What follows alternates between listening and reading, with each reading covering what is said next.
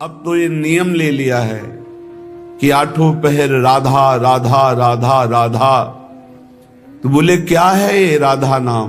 बोले हमारा जीवन धन है, परम धन है, ये कल्प तरु है, जो चाहोगे प्राप्त हो जाएगा। आप करके तो देखो। बिन विश्वास भगति नहीं ते, बिन द्रमहि न राम, राम कृपा बिन सपन्यु जीव न लह विश्राम। ये वृंदावन की भूमि से जो आपको राधा नाम श्रवण करने को मिल रहा, राधा नाम जपने की प्रेरणा मिल रही है, एक बार जीवन को राधा नाम के हवाले कर दो, समर्पित कर दो कि आप आठों पहर राधा राधा जपेंगे, फिर देख लो तुम्हारी असत कामनाएं भस्म हो जाएंगी, सत कामनाएं पूर्ण हो जाएंगी और अनुराग रस से युक्त हो जाओगे, प्रेम युक्त हो जाओगे। यहां तो राधा राधा पत्ता भी बोलता है, यहां वायु के प्रवाह से भी राधा राधा निकलता है। जिस दिन श्रवणेंद्री दिव्य हुई तो आपको सुनाई देगा यहाँ के पत्ते से, यहाँ के वायु के, यहाँ खग मृग पशु पंछी के मुख से एकमात्र राधा राधा राधा। दर्शे सी वृंदावन धाम। दूसरा अर्थ, जो राधा राधा राधा ऐसा बोलता है उसके नेत्रों के सामने दिव्य वृंदावन प्रकाशित हो जाता है। जहां दिव्य धाम वहीं दिव्य रूप, वहीं दिव्य लीला। ललित किशोरी देव जी कह रहे हैं अब तो आठों पहर केवल राधा राधा राधा। यहां छाती के अंदर लिख लो, हृदय रूपी कागज में लिख लो राधा, और हर समय उसे बांचते रहो, राधा राधा राधा राधा। बहुत सुंदर साधन है। हृदय में राधा नाम लिख लो, आंख मूंदो तो आपको दिखाई देना चाहिए सामने तेजों में राधा नाम, आंख खोले तो राधा नाम, और उसी को बार बार गाते रहो, सुनते रहो। तो राधा नाम अंक आभूषण भूषित कर अंग नाच, राधा नाम लिखी पाटुलिया, ललित किशोरी बाच साच, राधा नाम सो चितरात। परम सत्य राधा नाम से चित्त को जोड़ दो, राधा नाम के गीत गा करके नाचो, राधा नाम को बार बार हृदय में मानस पटल पर लिख करके बांचो। इसी से परम अनुराग प्रकट हो जाएगा, जो चाहोगे वो प्राप्त हो जाएगा। राधा नाम ही सोना तो जाके नाम लेत प्रीतम सो, परत प्रीति को खातो। जो बोलता है राधा, प्रेम परवश होकर प्रीतम उसके जन्म जन्मांतर खाते को फेंक देते, नष्ट कर देते हैं। जो इस श्लोक में वही पद में, अनुलिख्यानंतान तदपराधान मधुपति महाप्रेमाविष्टम तो परम देयम विमसति। क्या इसे दूं? ये मुझे राधा नाम सुनाया, इसे क्या दूं? ऐसा श्री कृष्ण विवश होकर उसके लिखे हुए अनंत जन्मों के अपराध सब नष्ट कर देते हैं। जो विश्वास करे, खास बात है विश्वास की। ललित किशोरी पहले ते मन लातो। हाय बड़ा समय व्यर्थ चला गया, मुझे बचपन से क्यों राधा नाम सुनने को नहीं मिला, केवल राधा नाम ही रटता। कितना समय चला गया, इसके बाद परिचय में राधा नाम आया। ललित किशोरी जी कह रहे हैं यदि अब विश्वास हो जाए तो अब पकड़ लो राधा नाम, तो क्या होगा? होयो कुंज निवास। तुम कहीं भी शरीर रखो, तुम्हारा मन निकुंज में रहेगा। जगत क्यों जन्म जन्म भर मातो, राधा नाम ही सोना तो। ये जन्म मरण का चक्र बंद हो जाएगा, नवनिवृत्त निकुंज तुम्हारे नेत्रों में दर्शाने लगेगा। यदि राधा राधा बोलोगे तो प्रीतम तुम्हारे अनंत जन्मों के पापों का लेखा जोखा नष्ट कर देंगे। राधा नाम को उर्धार मिली है रसिक मुकुटमणि मोहन, आप ही कुंजन द्वार। राधा नाम को उर्धार। यदि राधा राधा राधा ऐसा बोले तो श्री कृष्ण हर समय तुम्हारे साथ है और निकुंज द्वार में तुम्हारा अद्भुत स्वागत होगा। राधा नाम जापक को दिव्य चिदानंद वृंदावन धाम में प्रवेश मिलेगा, उसका स्वागत होगा। आठों जाम छकेंगी अखियां, छवि निकुंज बिहार, ललित किशोरी फीके परि हैं, सर्वस सुख संसार परम धन, राधा नाम उर्धार। हे उपासक, यदि आठों पहर राधा राधा जपोगे तो तुम्हारे नेत्र छक जाएंगे, जुगल माधुरी तुम्हारे नेत्रों में भर जाएगी, अर्थात प्रिया प्रीतम का साक्षात्कार हो जाएगा। ललित किशोरी जी कहते हैं संसार के समस्त भोग आकर्षण ये सब फीके हो जाएंगे जितना अधिक तुम नाम राधा नाम जप करोगे।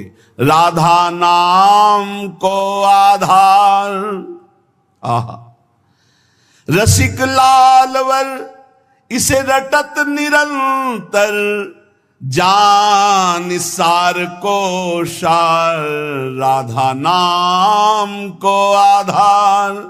परम सार आत्म तत्व, आत्म तत्व के परम सार परमात्म तत्व श्री कृष्ण, श्री कृष्ण का परम सार राधा किशोरी। इसीलिए परम सार जानकर स्वयं हरि श्री कृष्ण राधा राधा राधा रटत निरंतर, निरंतर राधा स्मृति में। तो राधा किशोरी श्याम श्यामेति सुंदर वरेति मनोहरेति, कंदर्प कोटि ललितेति सुनागरेति। निरंतर श्याम सुंदर विविध नाम प्रभु के रटते हुए अशुभ प्रवाह लाडली करती हैं, तो राधा राधा रटते हुए स्मृति में लालजू डूबे हुए हैं। चाहे जितने तुम जैसे नीच पामर हो, कुछ भी अपराध बन गया हो, अब चिंता मत करो, अब लो नशानी अब ना नशई हो, आज तक की आप नहीं करूंगा, तो राधा नाम जप करो, आपका सब ठीक हो जाएगा। किसी की मत सुनो, सब अपनी अपनी अलग भिन्न भिन्न मति है, भिन्न भिन्न गति है। सत्य है ब्रज 84 कोश परम धाम श्री लालजू का। कोई किसी भी संप्रदाय का कहीं का भी हो, क्या ये नहीं जानता कि ब्रज 84 कोश महामहिम धन है। कल एक महामुनि जैन मुनि जी पधारे तो उनका अहोभाग्य हमें आज श्री कृष्ण की लीला भूमि में प्रवेश मिला, शायद जीवन में दोबारा आने को मिले कि ना मिले। अच्छा लगा। सब कौन ऐसा है त्रिभुवन में जो इस ब्रज भूमि और वृंदावन धाम की, और फिर बिहारी जी के दर्शन को गए, यहाँ की रज माथे पे लगाई, अहोभाग्य बार बार ऐसे बोल रहे थे।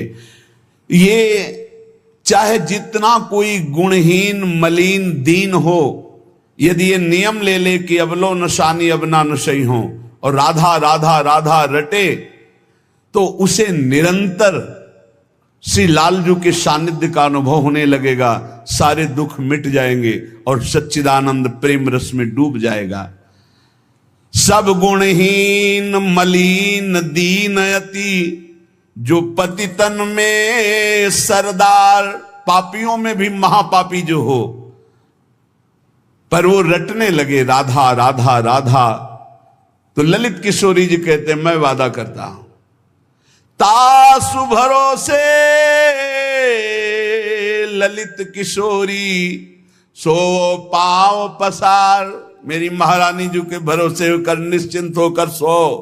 अब यमदूत तुम्हें डांट नहीं लगा सकते, अब तुम्हारी दुर्गति नहीं हो सकती यदि तुम्हारे मुख से राधा राधा राधा ऐसा निकल रहा है। राधा नाम की गति न्यारी, सपने हूं रसना पर आवत जो, तो विवश बनत है कुंज बिहारी। जागृत की राधा राधा कौन कहे, अगर स्वप्न में निकल जाए राधा तो कुंज बिहारी विवश होकर उसके अधीन हो जाते हैं। मान लीजिए तो आप निहाल हो जाएंगे। ये किसी स्वार्थवश महापुरुष नहीं कह रहे, तुम्हारे पास कुछ नहीं देने के लिए, जो है वो सब नाशवान है। उस नाशवान को जिसे तुम महत्व दे रहे हो, इस मार्ग में चलने वाला पथिक पहले कदम पर उसको नष्ट कर देता है। उस वासना को नष्ट कर देता है, उस आश्रय को नष्ट कर देता है, उस चाहत को नष्ट कर देता है जो इस नाशवान की हो।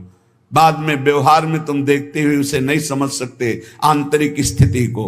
राधा नाम की गति न्यारी, सपने हूं रसना पर आवत जो राधा, तो विवश बनत है कुंज बिहारी। बनत है, यद्यपि वो विवश नहीं है, परम स्वतंत्र समस्त शक्तियों के स्वामी, पर राधा नाम उन्हें विवश कर देता है, अधीन कर लेता है।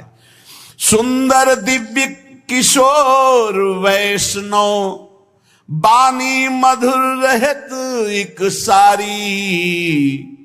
जो राधा राधा रटते हैं, एक दिन नवीन किशोर अवस्था के हमारे युगल सरकार गलवैया दिए हुए उससे बात करेंगे। बात मिलने की बात जाने दो, दर्शन की बात जाने दो, बात करेंगे कैसे हो, कैसा अपार वो सुखमय समय होगा जब मेरे प्राणाराध्य पूछेंगे कैसे हो, और हम दौड़कर उनके चरणों में लौट जाएंगे और वो दोनों एक एक बाह पकड़कर उठाएंगे। जन्म जन्मांतर की हमारी चाहत पूरी हो जाएगी।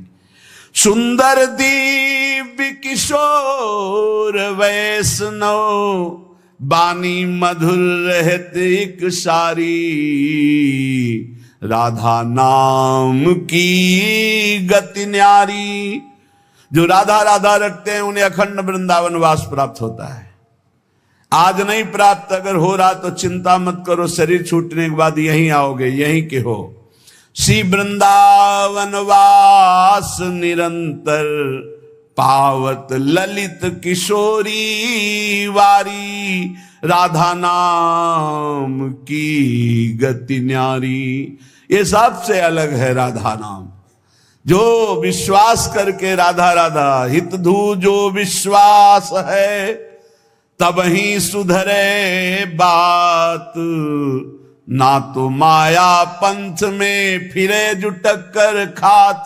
यदि विश्वास है तो बात सुधर गई, विश्वास नहीं तो माया के टक्करों में चकनाचूर हो जाओगे। कभी काम, कभी क्रोध, कभी लोभ, कभी मोह, कभी मद। तुम्हारा जो साथ देने वाला है वही तुम्हें नष्ट कर देगा। हमारी बात को समझना। यदि भगवद आश्रय नहीं तो तुम्हारा कोई नहीं है, भगवद आश्रय है तो सब विरोध में हो तो भी तुम्हारा कोई बाल बांका नहीं कर सकता। अपनी स्थिति प्रभु में हो, कोई वासना हो, कोई स्वार्थ हो, कोई किसी से मित्रता करता है तो बीच में गंदगी होती है, निज सुख गंदगी होती है। अपनी भावना को पोषण करना, अपने स्वार्थ का पोषण करना, अपनी वासना का पोषण करना, अगर ये गंदगी निकल जाए तो सच्चिदानंद प्रेम कहीं भी कर ले तो भगवान की प्राप्ति हो जाए। पर स्वसुख वांछा रूपी गंदगी का त्याग, जो अपने सुख को भोगने के लिए दूसरे से प्यार का शब्द प्रयोग किया जाता है, ये राग है, ये काम है, मलिन वासना है, ये प्यार नहीं है, ये मदांध है। को आ मदांधो मदनातुरोवा। ये काम से व्याकुल पुरुष ऐसा बोलता है, अपनी कामना की पूर्ति। काम का तात्पर्य केवल एक जनेन्द्रीय जन्य नहीं है, हर इंद्रिय की कामना से युक्त होकर जो किसी से बोला जाता है मैं तुम्हें बहुत प्यार करता हूं, ये केवल वासना का केवल सूचक है। क्योंकि अनिर्वचनीयम प्रेम स्वरूपम, प्रेम कभी कहा नहीं जा सकता कि मैं तुम्हें बहुत प्यार करता हूं। इसलिए प्रेम सार्थक होता है सच्चिदानंद भगवान में। प्रेम शब्द केवल लगता है भगवान में, और यहां जो भी होता है वो राग होता है, काम होता है, आसक्ति होती है, मोह होता है। प्रेम शब्द श्री भगवान में सार्थक होता है, समझ लीजिए। जहां भी प्रेम कोई कहे कि हम आपसे प्रेम करते तो समझ लेना बहुत कोई न कोई स्वार्थ बुद्धि है, कोई न कोई वासना बुद्धि है, कोई न कोई अपने सुख की बात ये देख रहा है मेरे में, इसलिए कह रहा है मैं तुम्हें बहुत प्यार करता हूं। प्रेम विशुद्ध होता है, कामना मलिन होती है। प्रेम निस्वार्थ होता है और कामना स्वार्थ युक्त होती है। यहां कौन निस्वार्थ प्रेम करता है? यहां कौन विशुद्ध प्रेम करता है? उज्जवल होता है प्रेम और काम मलिन होता है। प्रेम इंद्रियातीत है और काम इंद्रियों से होता है। तो ये प्रेम सार्थक होता है सिर्फ श्री भगवान में। जो आपको बोले कि मैं आपको बहुत प्यार करता हूं तो समझ लेना ये वासना का खेल खेलने का षड्यंत्र है, ना कि प्रेम। आज इसी षड्यंत्र में फंसकर अपने चरित्र को, अपने जीवन को दूषित किया जाता है और कहा जाता है प्रेमी हैं हम। प्रेमी, प्रेम शब्द को कलंकित किया जाता है। वही प्रेमी हितधाम में थे तो एक जोड़ी आई, उन्होंने कहा कि हमने लव मैरिज किया है, आशीर्वाद दीजिए। बढ़िया है। एक साल बाद अकेले दिखाई दिया हमको, भाई अकेले आए आप? बोले तलाक हो गई है। यह है प्रेम। दूसरा मिल गया कोई स्वार्थ पूर्ति के लिए, उससे अच्छा अपनी भावना में, खत्म प्रेम। स्वार्थ की पूर्ति को संसार में प्रेम कहा जाता है। इसलिए प्रेम शब्द को गंदा ना करो। प्रेम केवल अंतर में विराजमान निरंतर जिनकी सत्ता है उन श्री भगवान से होता है। जब प्रेम होने लगता है तो दूसरी समस्त वस्तुओं से, समस्त स्थितियों से मन हटने लगता है। केवल प्रीतम ही प्रीतम सुहाते हैं। ऐसा कामी पुरुष को भी होता है, ऐसा कामिनी को भी होता है। बस बिल्कुल नजदीकी है काम और प्रेम में, पर प्रेम निर्मल भास्कर है और ये घोर अंधकार है। इसलिए गोस्वामी जी ने बहुत समझ कर मांगा कि काम ही नारी प्यारी जिम, लोभी जिम प्रिय दाम, तिमि रघुनाथ निरंतर प्रिय लागो मोहिराम। हमारा आपसे प्रीता कैसी हो? जैसे कामी पुरुष की कामिनी में होती है, जैसे कामिनी की कामी पुरुष में होती है, ऐसे हे नाथ मेरी चित्तवृत्ति निरंतर आप में लगी रहे। प्रेम तभी माना जाता है जब अपनी शुद्ध भूल जाए और केवल प्रेमी की याद रहे। और यहां अपनी शुद्धि रहती है। अपनी शुद्धि के द्वारा अपनी वासना की पूर्ति को यहां प्रेम कहा जाता है। इसलिए नाटक है, प्रेम नहीं है। बिल्कुल कोरा नाटक है। बहुत विचित्र विचित्र गति, बहुत विचित्र गति। प्रेम उसे कि हम आपसे प्यार करते हैं, यदि आप वहां सुखी हो तो जाओ, भगवान तुम्हें सदैव सुखी रखें, कभी तुम हमारी तरफ मुड़कर मत देखना, तुम आनंदित रहो, तुम सुखी रहो, आनंदित रहो। प्रेम का स्वरूप समझना बड़ा कठिन है। यदि मेरे देखने से तुम्हें दुख होता, मैं कभी तुम्हारे सामने नहीं आऊं। तुम सुखी रहो, तुम आनंदित रहो, तब माना जाए थोड़ा सा प्रेम उज्जवल हो रहा है, निर्मल हो रहा है। वासना का भूत, उसे प्रेम कहा जाता है। प्रेम केवल प्रीतम अपनी भी शुद्ध भूल जाए, अपनी भी शुद्ध भूल जाए, या अपनी ही शुद्ध की पूर्ति के लिए प्रेम शब्द का प्रयोग किया जाता है। प्रेमी केवल प्रीतम की बात करता है, केवल प्रीतम की बात सुनता है, केवल प्रीतम को देखता है। चारों ओर प्रेम ही प्रेम। प्रेम की वृत्ति में कभी पूर्णता नहीं आती है कि मुझे पूर्ण प्रेम प्राप्त हो गया, ऐसा कभी नहीं आता। सदैव प्रेम में कमी का अनुभव होता है। मैं कहां उनको प्रेम करते हैं, मेरे में कहां ऐसा है कि मैं उन्हें प्रेम दे सकूं। मैं तो सब गुणों से हीन हूं। ये तो पता नहीं वो क्या देखते हैं कि हमसे प्रेम करते हैं। ये प्रेमी का हृदय होता है। मैं तो नीच हूं, अदम हूं, उनकी किसी लायक नहीं हूं, पर ये उनकी उदारता है कि वो मुझे स्वीकार किए हुए हैं। प्रेमी को अपने में सदैव कमियों का अनुभव होता है, अपने में उसको दोष दर्शन होता है, मैं इस लायक नहीं हूं। और वो अपने प्रीतम में भारी से भारी दोष कोई उनके प्रीतम पर साबित करे तो भी वो गुण ही उसको दिखाई देता है। प्रेम असीम होता है, प्रेम की सीमा नहीं होती। प्रेम प्रतिक्षण बढ़ता रहता है निरंतर, पर कभी अंत नहीं होता। प्रेम कहीं रुकता नहीं है, किसी वासना, किसी परिस्थिति, किसी स्थिति, तिरस्कार, मान, अपमान, कहीं भी नहीं रुकता। वो बढ़ता प्रीतम की तरफ चला जाता है। प्रेम में सब कुछ अर्पण होने पर भी प्रतिपल अर्पण करने की प्रबल इच्छा रहती है। यहां तक कि प्रेमी स्वयं भी प्रेमास्पद के अर्पित हो जाता है, पर इस बात का उसको स्मरण भी नहीं होता कि मैं कितना समर्पित हूं। प्रेम वाणी का विषय नहीं है, प्रेम हृदय में रहता है। और वो हृदय हृदयेश्वर के पास चला जाता है तो उसका हृदय भी नहीं रहता। बहुत अद्भुत है ये प्रेम। प्रेम जिसके हृदय में उत्पन्न होता है तो ना मन रह जाता है ना बुद्धि रह जाते हैं। मन बुद्धि प्रीतम के पास चले जाते हैं, केवल प्राण धड़कते रहते हैं। प्रेम बड़ी दुर्लभ वस्तु है, ये प्राण देने पर भी नहीं मिलता। ये जिसे मिल जाता है उसके समान त्रिभुवन में कोई सौभाग्यशाली नहीं। जहां कुछ भी अपने लिए चाह है वहां प्रेम शब्द का प्रयोग न किया जाए। स्वार्थ है, प्रेम नहीं। प्रेमी का सुख इसी में है कि मेरे प्रीतम कैसे सुखी हों, तत्सुख सुखित्वम। हमारे जीवन में यदि दुख आए और मेरे प्रभु राजी हैं तो कभी सुख नहीं चाहिए, कभी सुख नहीं चाहिए। मेरे प्रीतम क्या परेशानी प्यारे को, जो प्रेम करने वाले उनको क्या परेशानी, क्योंकि प्यारे मेरे चाहते मैं दुखी रहूं, ये दुख समुदाय घेरे रहे, बस जोई जोई प्यारो करे सोई मुई भावे। बहुत कठिन बात है। प्रवचन कर लेना सरल है, प्रवचन सुन लेना सरल है, कि दुख घेरे रहें। एक जन्म के लिए आप प्रभु के लिए थोड़ा हिम्मत कर लो। कैसी भी परिस्थिति आवे, आपका नियम न टूटे, आपका भजन न टूटे। जो नियम बनाओ उसे चलने दो।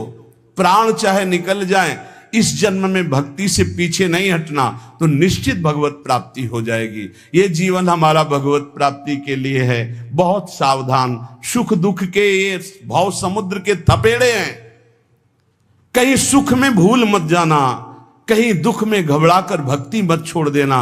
आगे आपको बहुत सुख मिलेगा। ये भक्ति दुख सुख देने वाली नहीं, भक्ति सुख दुख में समान स्थिति पैदा करती है। भक्ति भगवान को आकर्षित करती है। और सही मानो, आज तक खुद अपना अनुभव में बता रहा हूं, ये दुख, ये विपत्ति, ये रोग, ये नाना प्रकार का तिरस्कार, निंदा, यही ऊंचाई पर चढ़ाती है, यही सच्चाई पर चढ़ाती है, यही सच्चा शरणागत भक्त बनाती है। इसलिए जिसके जीवन में दुख है, विपत्ति है, नाना प्रकार की प्रतिकूलताएं हैं, डरना मत। तुमको उस ऊंचाई पर भगवान चढ़ा रहे हैं जहां तुम चढ़ ही नहीं सकते थे। सुख और सुविधा ये दुलार है। जैसे कोई बच्चा बहुत रोने लगे तो टाफी पकड़ा दे। सुख सुविधा अनुकूलता प्रणाम नमस्कार ये हमारे प्रभु का दुलार है। दुख प्रतिकूलता तिरस्कार अपमान विपत्ति ये कृपा है। और कृपा पात्र ही विश्व विजयी होता है। कृपा पात्र ही काम क्रोध लोभ मोह मद का नाश करता है। इसलिए सदैव अपने आराध्य देव की निष्ठा में रहे।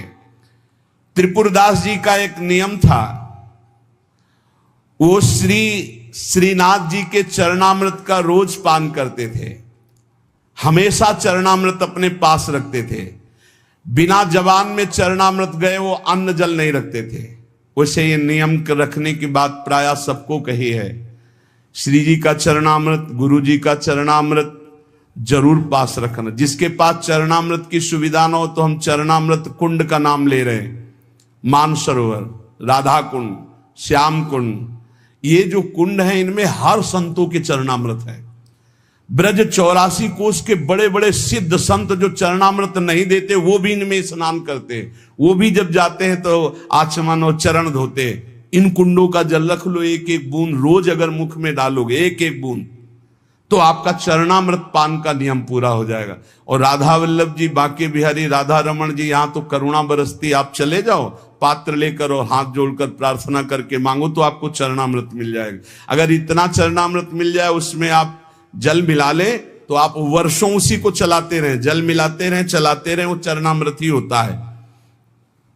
एक दिन संयोग की बात, जब आप भोजन करने के लिए गए तो जो श्रीनाथ जी के चरणामृत का पात्र था, वो जो चरणामृत मांगते थे मिल जाता था, सेवक देते थे। बोले आज तो चरणामृत खत्म हो गया। आपने कहा पहले क्यों नहीं बताया? अगर पहले बताए होते तो चरणामृत की व्यवस्था कर दे तो ठीक है, ठाकुर जी को भोग लगा दो, अब हम प्रसाद नहीं पाएंगे जब तक चरणामृत नहीं। ये पूज्य श्रीधर बाबा जी को हमने नियम देखा कि वयोवृद्ध थे, 3 बजे आसन पे बैठते प्रातःकालीन और 1 बजे तक जप करते। 1 बजे के बाद 2 साधक उनको उठाकर ले जाते परिक्रमा मार्ग में। वो साष्टांग दंडवत लोटपोट होते, फिर आते अपने ठाकुर जी की 4 परिक्रमा करते। इसके बाद हाथ जोड़कर मंदिर में चरणामृत लेते।